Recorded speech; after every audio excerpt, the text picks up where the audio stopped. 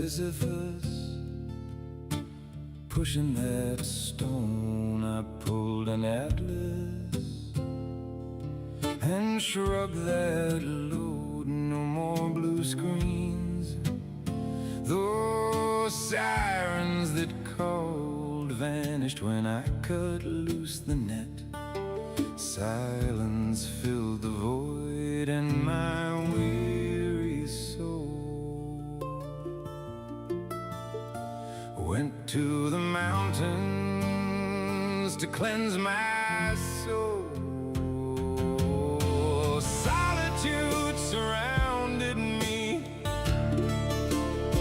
fear of what I had done filled my tired soul. I felt lost without the noise in my head, like a man afraid of the silence instead.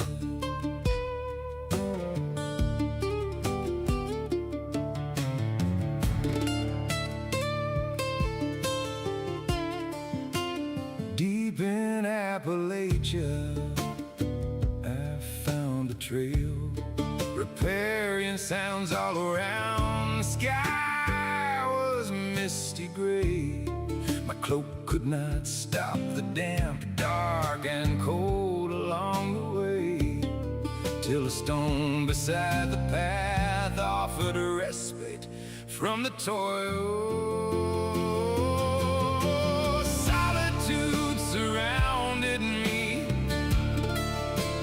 fear of what I had done filled my tired soul. I felt lost without the noise in my head, like a man afraid of the silence instead.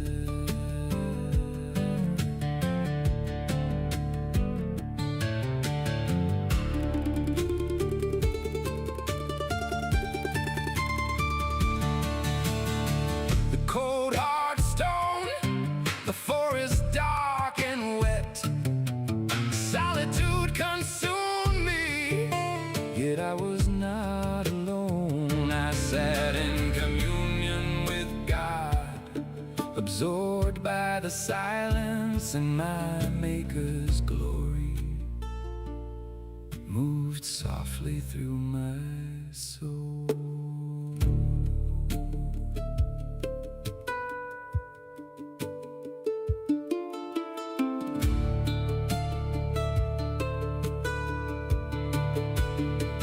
Lost but not abandoned, the noise of the world was gone. No signal, no distraction, just the wind and God alone.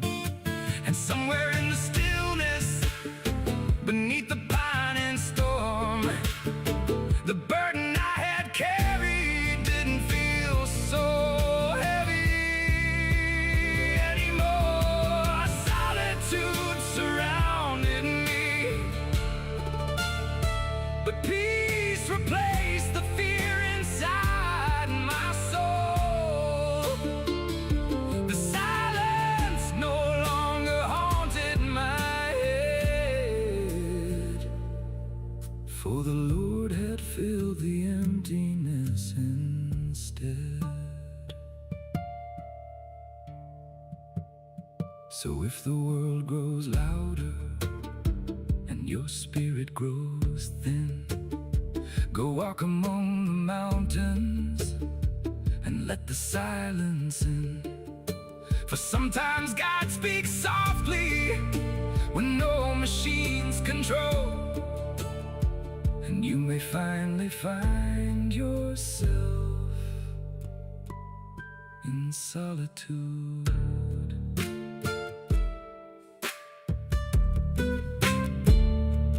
All right, everybody. That's a new one we put out. I hope you enjoyed it. It's called Solitude. Glad you're here this evening at the Rabun County Rag, where the mountains talk and we listen. Anyway, that was called Solitude. Put that together from some beats off the mandolin and the guitar and ran it through some software with some lyrics, and that's what I came up with. Leave me a comment and let me know what you think about it. At the tail end of the show, I just got through working over Hard Holler Living and redid that one. I'll play that for you the last 5 minutes. And make sure you listen to it and tell me what you think. Anyway, that song came to me this week. Call it Glory in the Mist. Anyway, I'll talk about it in a second. I did manage to get all the replanting done before the skies finally opened up. And opened up, they sure did, boy. We had rain. After weeks of worrying about dry soil and struggling plants, I think any moisture deficit we had has officially been wiped clean from the ledger. If you know different, send me a chat and let me know. The garden's been watered thoroughly by the good Lord himself this week. Now we can wait and see what comes up from all those new seeds I put in. Tomorrow morning, after I go for a walk, I reckon I'll go searching for tiny signs of life breaking through the soil, and maybe hit them with a little liquid fertilizer, being them little seedlings. I don't want to put much, man, all the rain that's been happening. But anywho, that's what I've got planned. Let me see. I need to check my daggum levels just a touch there. And anyway, and if the rain ever pauses long enough, I sure hope to get the lawn mowed sometime soon. I try to let it grow a couple weeks. You know, people, these manicured lawns, I don't have those, and I've talked about it before. I'm one of those woodgrass guys. You go out there and look at my lawn.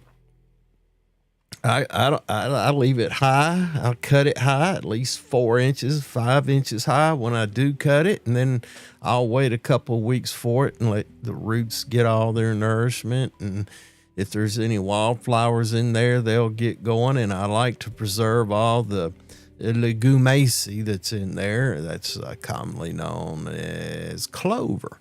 Clover, because they fix nitrogen into the soil. And the dandelions, I like to leave them too, because they got them big old long tap roots, huge long tap roots. They go way down, and they'll draw out any of the nutrients, and they help loosen the soil and do all that good stuff. But anyway, maybe I'll get it cut on tomorrow. We were talking about the intro song there. It's called Solitude. But this happened this week, and it stayed with me more than all the gardening and the chores. And I got to thinking about it. But during one of my morning walks, everything was soaked in fog and mist, and the woods were dark in that soft way only mountain mornings can be. Every shade green imaginable surrounded me, and I was taking an uphill hike. Whew. And, for a big boy like me, it kind of wears you down. And I didn't have the phone, and I turned off the phone, and I was alone with myself in my thoughts. And, that struggle we all go through. We're climbing a hill, and there's a shortcut right here. You could take it down and cut off a half a mile of hill climbing, but you go, no, that's not why you're out here. You got to keep moving on. Stay on the path. Quit taking shortcuts. Boy, how many times in life do we take shortcuts? Just a little extra shortcut. We get tired, we get started, and the breathing gets hard and heavy, and the legs are starting to hurt, and we just want to take a shortcut. Anyway, I made it to the top and started back down, and And I was walking on the road. It's about a mile up the road to get to where the trail turns off and cuts back down from where I came. And then I go around the lake. It's about 3 miles, I reckon.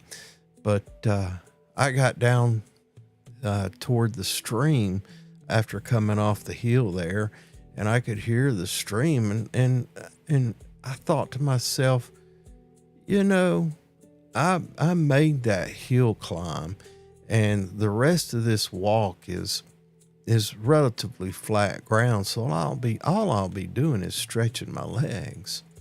And as I walked, I was listening to the creek run there, and it's a pretty wide creek, and there was a stone, a big boulder on the side of the trail, and I took a break, not out of being tired, but I took a break to sit down and enjoy the birds that I could hear singing, and listen to the sound of that stream, and took in all the shades of green that surrounded me, and they were mixed with the colors of blooming rhododendron and wildflowers that were glowing against the dark green of the mountainside, and listening to the stream and the birds tweet. And I knew then that I had made the right choice. And I sat down on the rock for just a minute. I really wasn't out of breath, but I was just sitting there. And I was overwhelmed by the spirituality of all of it around me. Not religion in the formal sense, but something maybe deeper. I felt completely immersed in the glory of God's creation. The kind of moment where the world gets quiet enough. I had turned the phones off. I had it in my back pocket, but it was off, and I knew that it wasn't going to beep or ring or ding or any of that. And I just immersed myself in that moment.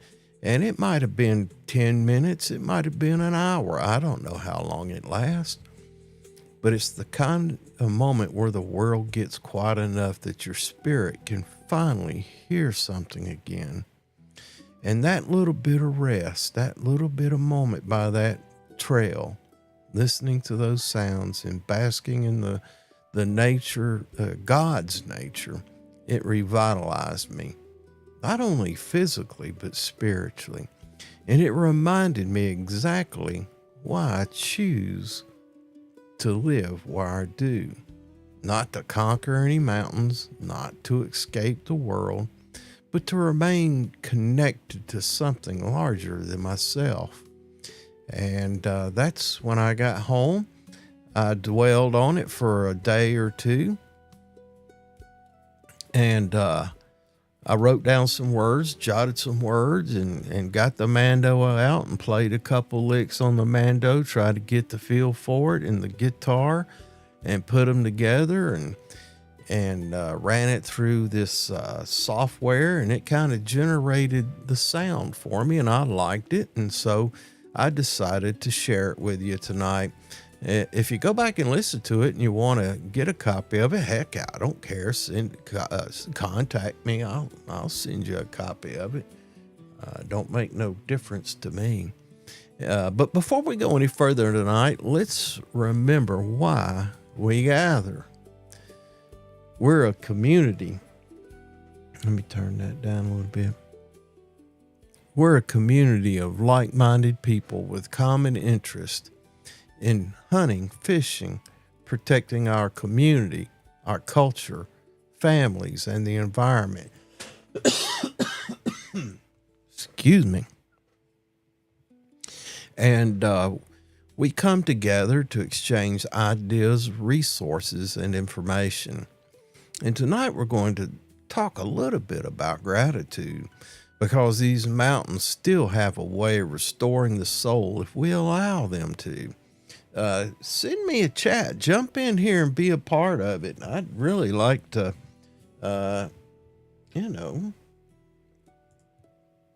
get some of this stuff closed out so I can see what I'm doing.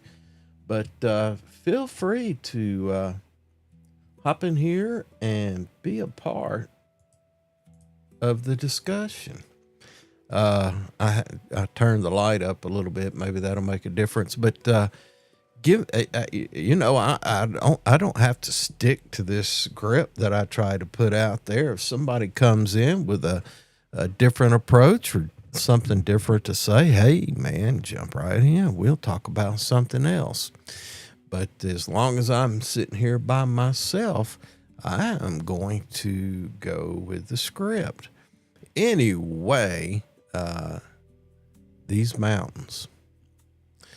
All right, it is 6:13. Been blowing through this already, running my boobity boop.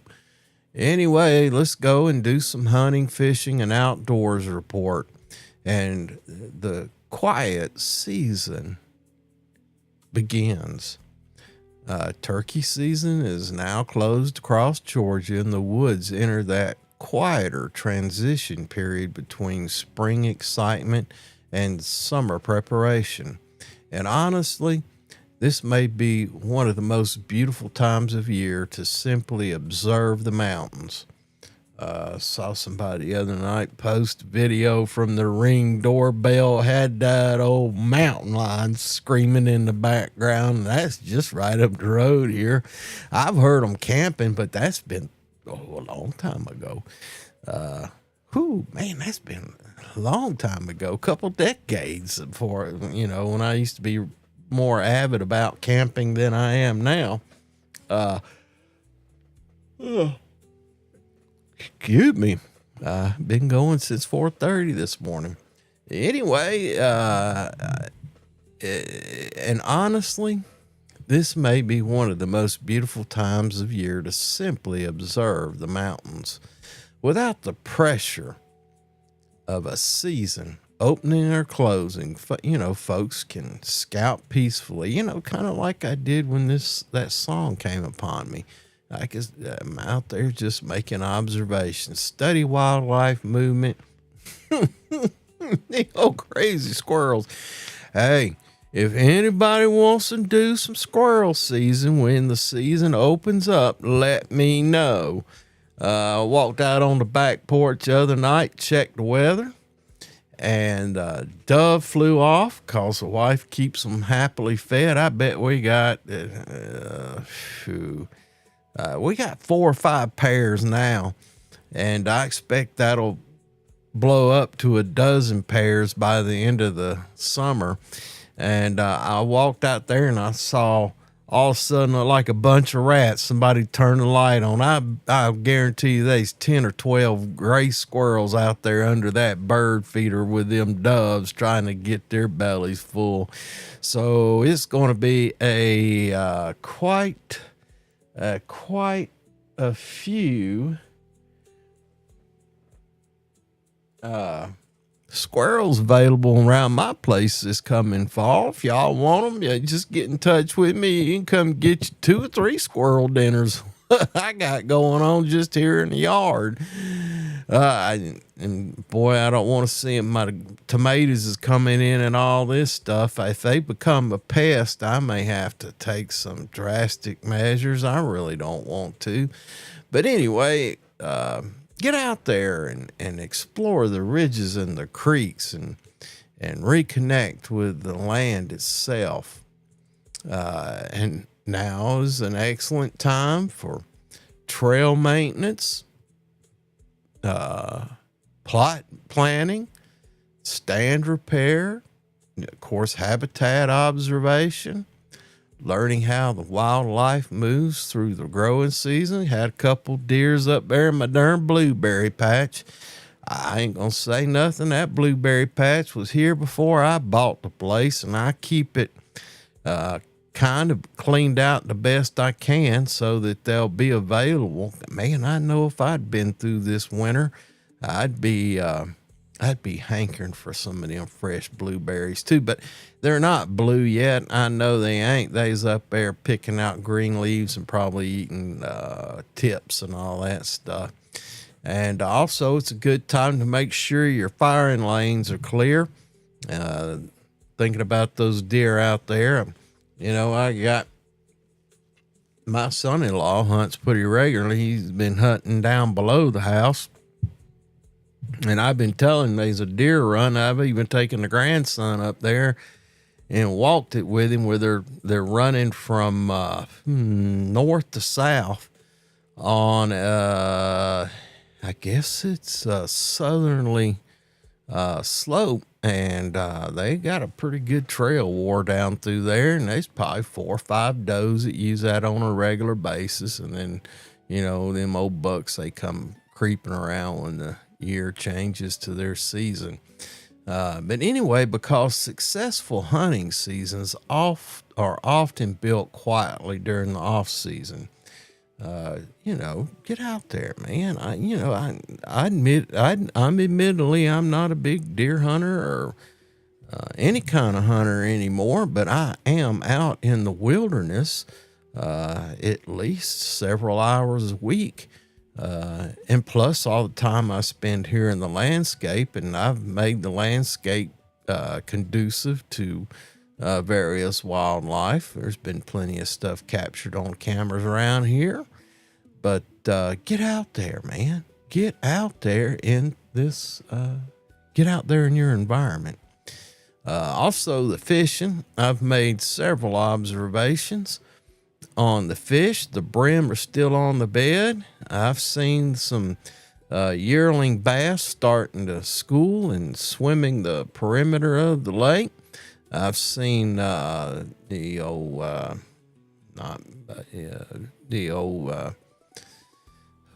otters, the river otters out there, trying to talk to them, and they're swimming around the perimeter of the lake, going for those smaller fish that are being produced. But with this rain, water conditions have changed pretty quickly. The trout streams, they're running a little higher and a little cooler. Trout are holding tighter to the seams and slower current breaks. Nymphs and natural presentations are productive. I always use them Georgia nymphs. Yes, sir, them old crickets. And I got, you got it right here. You can see this old cuff full of flies, wet flies and nymphs I keep on here, and I'll take it off and put it on my wrist when I go. But heck, I'm just out there to enjoy the scenery. I'm not, and I do okay. Bass are pushing the rising water, pushing the fish shallow temporarily. Structuring their inflows is becoming productive. Like I said, I've seen them yearlings that look like there's 4 or 5 of them cruising together around the perimeter of the lake. They're an inflow, a drainage pipe that brings water in. So, seen some trout too over there on. There's a bridge that crosses a creek, and I'll stand there and make observations. I've been thinking about it. I better not say this. Is probably public knowledge. Anyway, think about feeding them things, even though I don't want to catch them. A little bit of fishing advice. Fish safely around those swollen streams. If you're a wader and you're wearing chest waders, make sure you've got that wading belt on. You don't want to take a dunk without a wading belt, and the darn waders fill up with water and drag you downstream and get you in a bad spot where you might have trouble keeping your head above water. Watch those muddy inflows carefully. They're carrying quite a volume of water, and they can knock you off your feet. Always try and let the conditions settle after heavy rains for best results. And honestly, sometimes the best fishing happens right after the weather finally calms down, and that's a true statement. I've seen it work both ways, but after the weather finally settles down, I was fishing one November, and I've probably told y'all this story before, and it was raining, and I was out there on the upper reaches of the Tallulah. And man, I was struggling. I wouldn't get nothing. It was just raining on me, raining on me, and raining on me. And toward the end there, I had some red wigglers, and I said, "Well, let me do this." And boy, them things, boy, I was catching I couldn't even get the hook in the water before they was getting them. And I figured it out that the rain was washing red wigglers, or washing the soil on the mountainside and washing worms and insects and everything else into the water and down the hill and into the stream, and them fish was keying on it. And anyway, they was turning on. Keep getting these dings on the phone. There are no Facebook. Yeah, y'all need to get off that Facebook and turn into Rabun County Rags, which y'all need to do. I thought about trying to hook it up so I could dual stream on the YouTube and the Facebook, and everybody keeps talking about you got to do all this and do all this. Hell, I'm barely competent enough to put this thing up on YouTube. I feel like I'm getting better. I might attempt it, but if you scroll by this and you flip through here and see this and hear me talking about this kind of stuff, feel free to send me a chat and give me some pointers on what you do or how you do it, or anything else, any other comment on the live stream here. But anyway, back to the fishing report. Well, I guess that's about it for the fishing report. Around the homestead, boy, we've had the darn rain. I think last week I talked about putting in new seeds, and I might have got that done. I don't remember but I got it done before the rain moved in on Friday, and I was really pushing for it. And I got some more squash put in, some okra, some corn, trying to fill in some gaps in the garden. I was pleasantly surprised I didn't lose as many tomato plants as I did. I had a couple more sets that I put out, and started some more in the little seed tray. So I have done all that, and tomorrow after I go for my walk, and as I'm cutting the grass and working in the yard, maybe I'll spy some little seedlings coming up and tend to the ones in the tray. I check on them every day. There's plenty of moisture in those trays. I didn't think I was getting enough sun on them, so I took them I had them in the shade, and they're sprouting real good, and they're leggy. A little bitty leggy thing's probably no bigger than that, and it's tomatoes and herbs and other stuff. And so I moved them into the sun. And I had a topsoil bag, and it's mostly white, and I laid it on top so the sun didn't cook them too bad, and see if I can get those to improve. And maybe tomorrow, if they're all up out of the dirt, I'll start making some changes on how they're behaving. But anyway, work really never ends around the old homestead. I've come to the conclusion that spring work is less of a project and more of a lifestyle. I'm going to plant a garden. Get started around the middle of March, starting seedlings in the pantry, getting the lights up, heating pads, fan, blowing everything around. Then they get too tall and you go, oh man, I really want to put them in the ground. They need to go in the ground. But the almanac says the first week after Easter, and finally you get it in the first week after Easter, and you put them out there, and doggone if it don't get cold again, and you lose a portion of them. So doggone it. I need to start watching what these old boys out here at Wolffork Valley do. Because I did, and they didn't have anything planted when that cold snap came through. Maybe they pay more attention to the weather than I do, but maybe next year I'll start watching them and plant when they plant. Maybe put back, wait till 1st of April to start my seeds, and that way I don't know, we'll see. We'll continue with it. But, Yeah, it's more of a lifestyle because you're out there alone. This week alone, this week I hadn't done much in the garden. Hell, it's been covered up with rain, but I did get all the replanting done that I intend to do. I've got some stuff I've planted that'll be put in the ground, so I'll be generating some I started some herbs and let's see, basil, cilantro, attempting rosemary again. Got the gutters cleaned out, talked about that. Went out there. There's a few weeds in the garden. I went out there and pulled a few of them. The good thing about mulching is it sure does make weeding a lot easier.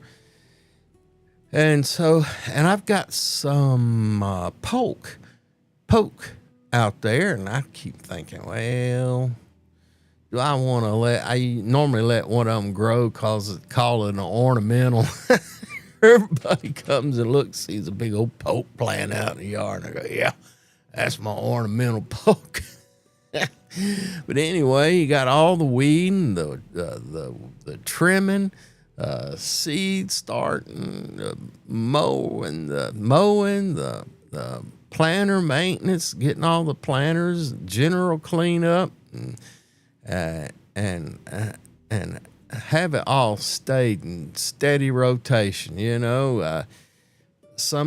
I got a meadow at the top of the hill that I hadn't cut yet this year, and that's going to have to go into the rotation. Man, if I do all that tomorrow, I'm going to be wore slap out. I'm going to plan my walk accordingly. I'm wondering if I should, you want to build endurance, go ahead and do that 3 miles and then come home and push that lawnmower and get all that cut. We'll see about the meadow. I wish old Chip Trop would come see me. I could use about another truckload or two of them old wood chips. But anyway, somehow the list just never actually gets any shorter. But maybe that's all right, because caring for a place creates a connection to it. You invest labor, and the land slowly becomes part of who you are. When you come down my house and you look at the stuff I got going around there, and you know who I am. You know what I'm doing. I'm doing that. I ain't hiring it out. I don't have a perfectly manicured lawn. I've got the wood grass. I've got swales that I put in certain places to control the wash, and those swales are just made from wood chips that have been delivered here to the house. And I've got some areas of wash control that I've used wood chips, and I know that one day they'll compost and turn into rich growing medium for the rest of the yard and the rest of the garden. I keep piling it up. Brother-in-law, one time, we would throw the eggshells out in the yard, and then when I cut the grass, they'd get chopped up. Well, they visited in a time between the grass mowing. He goes, "Why you got eggshells in your yard?" And I said, "We're just composting, man."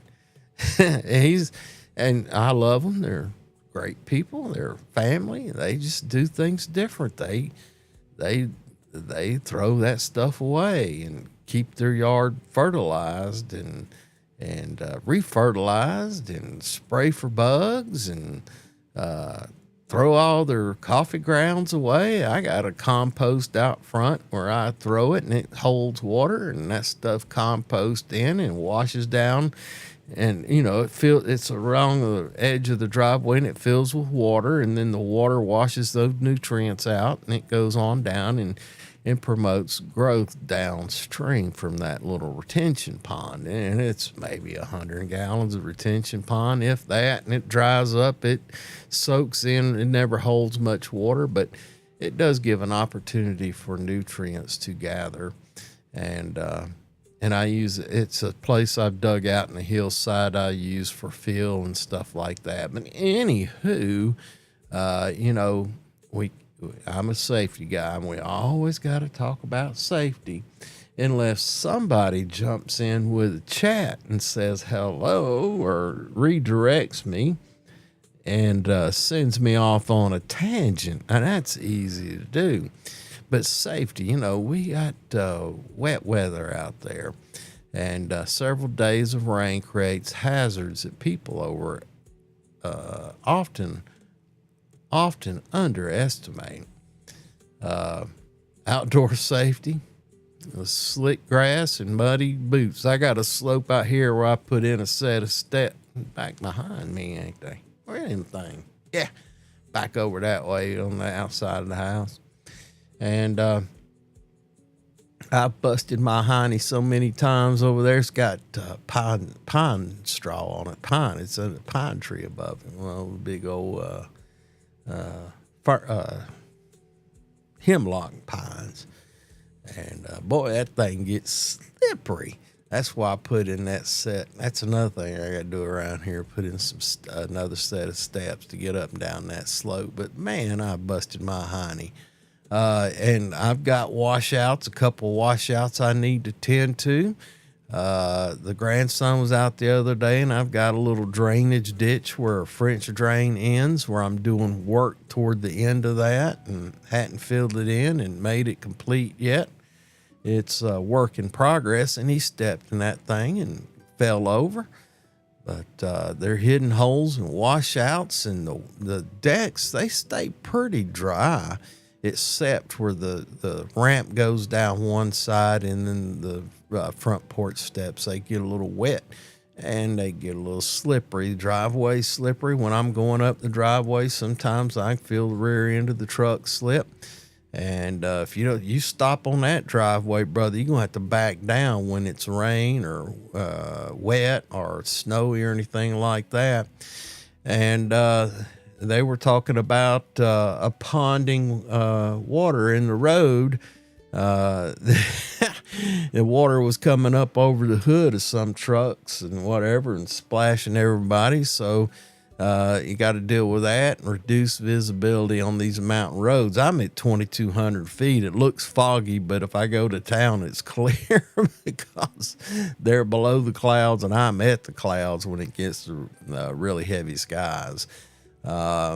And travel safety, I talked about it last week. That old bird feed bandit we had around here, it looked like he met his demise on the highway down there. He wasn't paying attention when he crossed the road. I don't guess you should expect a bear to know to pay attention. But on the contrary, my son-in-law was showing me a video where old Ma Bear was looking both ways 2 or 3 times, and cars had come by, and she dropped back down behind the guardrail and finally saw it was safe and went across, and cubs followed her. So maybe they do. Maybe he's just one of them young ones that wasn't paying attention to mama's lessons. But anyway, travel safety, be cautious around flooded low spots. Brake earlier on winding roads. And with all the outdoor work many folks are doing, make sure you pace yourself. Now, I know we got plenty of rain, but you need to hydrate yourself as well. Don't get in a rush just because the rain finally stops. Anyway, speaking of rain, let's take a look at the weather and the seasonal outlook. And I don't know how accurate this information is, so if you're more up to date and you're watching or whatever, make sure that you update me as we do this thing live. The weather pattern has finally shifted. We've got repeated rain systems coming in. I was looking at the weather report earlier today. Looks like it's going to be raining for quite a bit. Let's see, 10-day. Oh, man. Yeah, rain. That's partly cloud tomorrow, rain Saturday, rain Monday. And then we'll be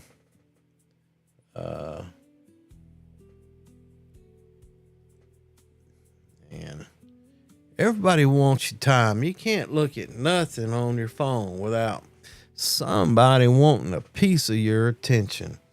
A pop-up ad. This phone has been constantly going off since I've been here. I've had 5 Facebook notifications, 3 emails, 4 texts. These dang political leaders, these politicians, man, voicemails. It is unbelievable. You get things like IBM calling. You go, oh, IBM, I better take that call. And it's a damn spam caller who bought the information from somewhere on the dark web. Then you got one that says Verizon agent. Well, I'm a Verizon account holder. I'm thinking it's a Verizon. No, it's another. Did you know that there's new benefits with your Social Security now? And I'm like, man, you gotta be kidding me. Did you have an accident this year? Your time is running out. And I'm like, oh, you gotta be kidding me. You can't even, I've got where I don't even answer the phone. They ain't gotta leave me a voicemail. And then I get 3 or 4 voicemails every day, and you call up and they leave, it's a 40-second blank, on your voicemail. You go, God almighty, it never ends. If somebody did a study to see what kind of productivity was being robbed from American people for all these things, it would probably shock the britches off of. And I thought I was going to back off, but nope. They got an agreement. And I read something the other day, I think I read it to y'all, where there's an agreement between politicians and spam callers. The politicians made arrangements for them to get a hold of all our phone numbers and email addresses out here in the country. But come political season now, you got to back off and give us politicians that bandwidth, because we need to get some votes. So the spam calls go from selling you medical supplies and medical supplies and Social Security, Medicaid supplements and fall alerts and whatever else they're selling. That stuff goes down during the political season, and the darn politicians, their volume goes up. That's a scam. It's a conspiracy. But anyway, I went, it hadn't been really that hot. I think today it got a 79 or 80, but it got humid in the house. And I went upstairs and I made a comment to the wife. She wanted to turn the darn AC on before I thought it needed to come on. So she was sitting up there suffering just to make a point to me. And I said, well, how come you ain't got the AC on? I didn't want to burn up the power. And whatever. Well, let's turn it on and leave it relatively high, but turn it on and dry the house out. It might make it a little more comfortable. And so I went around, shut all the windows and turned the AC on for her. But the ground is saturated in a lot of places. And honestly, after worrying about a drought not long ago, the mountains have now swung hard in the opposite direction. The long-term forecasts continued scattered rain with occasional thunderstorms and warming temperatures building in early June. That means that old garden's going to take off. The mountains are entering their lush season now. Gardening. We've been talking about that a little bit. Gardening always involves an act of faith. You put seeds into dark soil, well, as dark as you can get it, trusting life will emerge. After replanting this week, I was reminded again, you can't stand over the ground demanding growth. You just prepare, you plant, you care for it, and then you wait. Watch for seedlings after the heavy rain. Monitor for washout and rot. Remulch exposed soil. And I didn't mulch where I put in the seeds, and so now hell, you're only burying them seeds all the ones I put in are anywhere from a ½ inch to 3/4 of an inch deep or less. And I wondered if any of them got washed out. But anyway, I just go to the store and buy some more seeds. I figure I can plant way in the middle of June and still get something out before the cold kills them. But as soon as I start seeing stuff come up, I'll do some remulching. And boy, that reminds me, I have to get out there and weed probably this weekend. I hate doing things on weekend. I'm from the old school. You work all week and you kind of take it easy on Saturday, barbecue, and on Sunday you just rest. Well, Sunday mornings are actually busy for me. I get up 4:30 on Sunday mornings and down in the office this week. Of course, at the end of the month, I got to pay bills and script videos and script a live stream for Monday morning, and that normally takes me 2 or 3 hours. So I'll be in the basement down in the office probably about 3 or 4 hours on Sunday. And then I may watch, if the grandson's not here on Sunday mornings, I may watch a church service or something on the internet. But anyway, where were we? Staying after them weeds, and if it fails, you plant again anyway. Well, let's talk about the mountains are alive. Around Rabun County, the state parks, Tallulah Gorge and Black Rock Mountain, they continue with their guided hikes, their waterfall programs, their birding walks, wildflower exploration, community life. The farmers markets are going strong. We got the pavilions. We got the farmers market right there at the food bank. We've got the indoor flea market right here as you're going out of town. And then Mountain City's got a flea market. And you've got the farm market up there on the right as you're heading out of Mountain City. Or is that before you get to Dillard? And then you got Dillard, a couple places there. So roadside stands are beginning to appear. People getting out there with their getting into the flea markets and showing their wares with spring visitors. Got outdoor music stuff going on. We've got some festivities going on in town. I think they call it the Rabun Crawl or something like that. We got a road race up there on the lakes on the 4th of July and all the 4th of July preparations. And we just got done with Memorial Day. So the mountains are alive, and now's the opportunity to get out there. And of course, boy, if you're a local here in Rabun County, if you're going to go to the grocery store, by golly, you better get there early in the morning, because them folks start, they'll take Friday off and they'll get out of Atlanta right after rush hour. So that puts them here about 11 or 12. And the first thing they got to do before they go to the rental or go camping is make a stop in the grocery store. And boy, Ingalls is busy. And I swear they jack their prices because they know these tourists are coming through. I'm tempted to go to a local privately owned something instead of conglomeration who knows how to play the algorithm. Excuse me. Honestly, these might be the prettiest weeks of the entire year to simply drive the mountain roads. All right, I'm gonna play. I told you I was gonna play that other song, and it's gonna take about 5 minutes. And I want to conclude this thing at 7 sharp, so I can get upstairs and agitate the wife. So let's have a little bit of humor.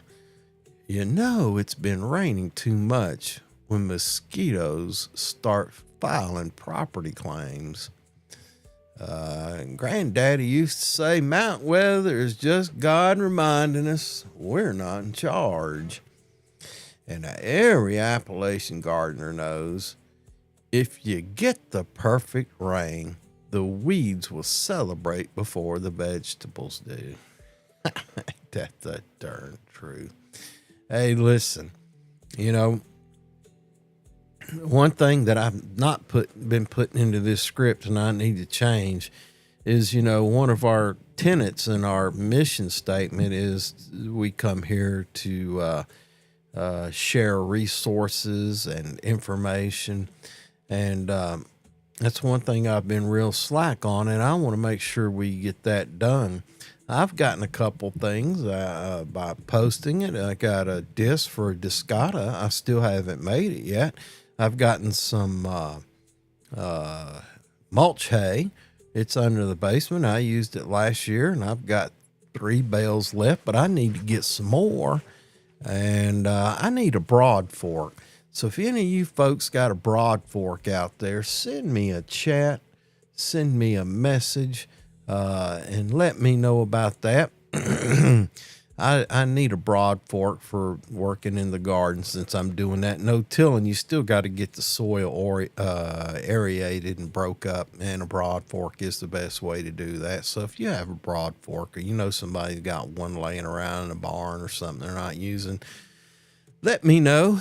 I'd like to purchase it or trade it or whatever we need to do to just get it in my hands. And if you've got, and I need some, I'd like to have some more hay mulch and love to have some manure.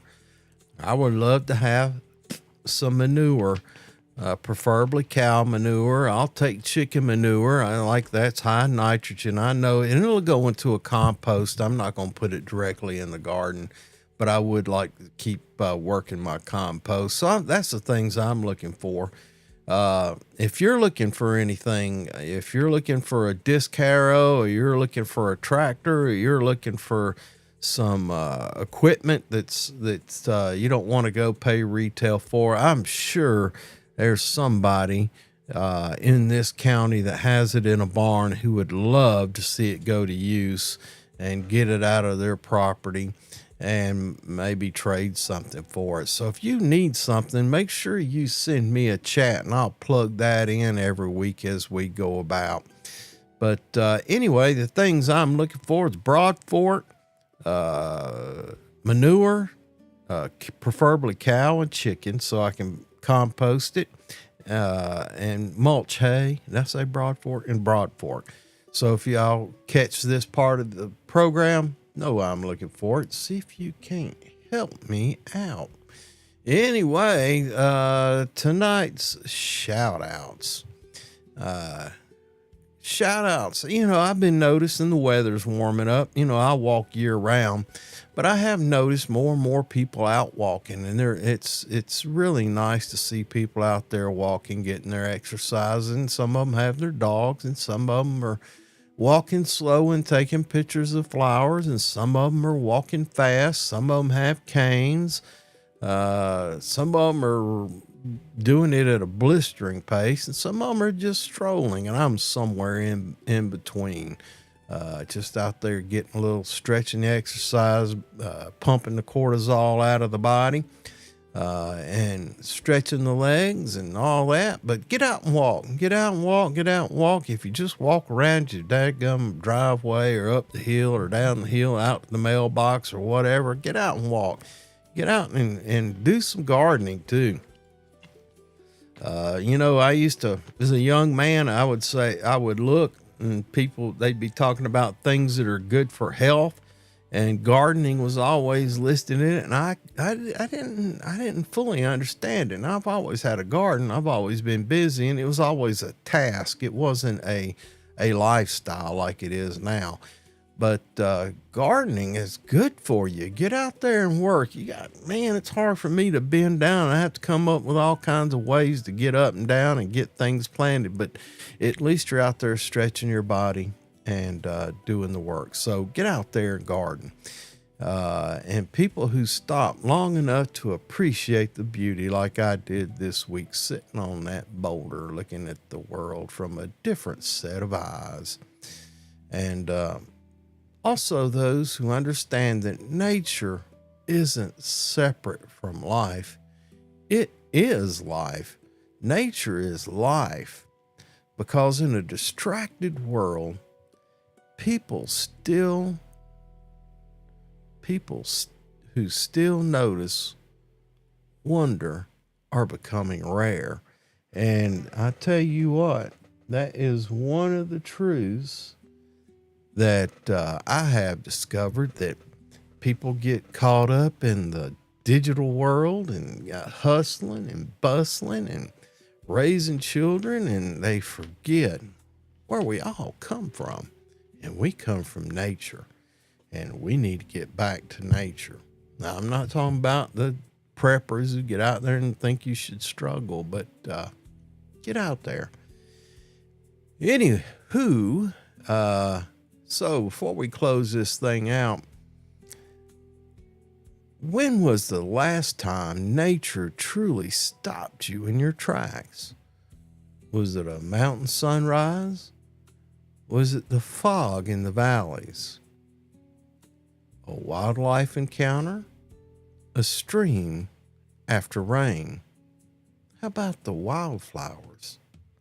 How about the silence in the woods?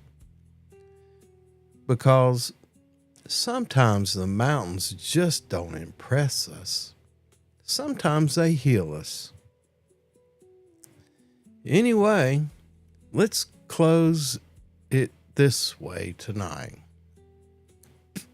The older I get, the more I understand why people have always been drawn to the mountains. Not because life is easier here, but because the mountains still leave room for all. And I mean, not an all that you punch a hole with, or all meaning all people. Well, it is for all people. But the thing is, you have to slow down enough. You have to sit quietly enough and pay attention closely enough, and you just might find yourself overwhelmed by great gratitude just to be alive in such a place. And through it all, let's remember why we gather. We're a community of like-minded people with common interest in hunting, fishing, protecting our community, culture, families, and environment. And we come together to exchange ideas, resources, and information. I want to thank you for spending your evening or your time here at the Rabun County Rag. And this is Bubba. I'm signing off from the mountains where the rains have returned, the gardens are trying again, and the misty hills still speak to the soul. But most of all, have a grateful day and have a grateful week, and we'll see you next time. And here's that song I talked about, Hard Holler Living. If you want this song, let me know. I'll see if I can get it to you. Are we ready? Let me see if I can find it. Let's see if that's it. Here we go. Appalachian hard holler life.